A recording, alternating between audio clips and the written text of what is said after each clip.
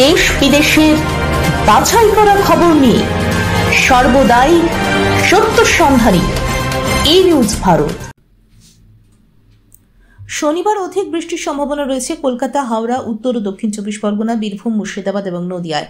আবহাওয়া দপ্তরের পূর্বাভাস অনুযায়ী আপাতত আগামী 5 দিন দক্ষিণবঙ্গের কোনো জেলাতেই ভারী বৃষ্টির কোনো পূর্বাভাস নেই। তবে 17 জুলাই পর্যন্ত দক্ষিণবঙ্গের জেলাগুলিতে হালকা থেকে মাঝারি বৃষ্টি চলবে।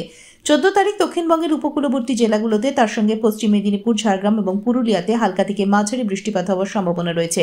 দক্ষিণবঙ্গের বাকি জেলাগুলিতে বিক্ষিপ্ত বৃষ্টিপাতের সম্ভাবনা। 15 তারিখ উত্তরবঙ্গে জলপাইগুড়ি, আলিপুরদুয়ার এবং কোচবিহার এই 3 জেলায় ভারী বৃষ্টিপাতের সম্ভাবনা রয়েছে।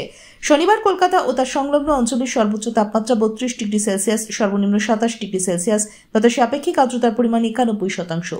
ব্যুরো রিপোর্ট, ই নিউজ ভারত।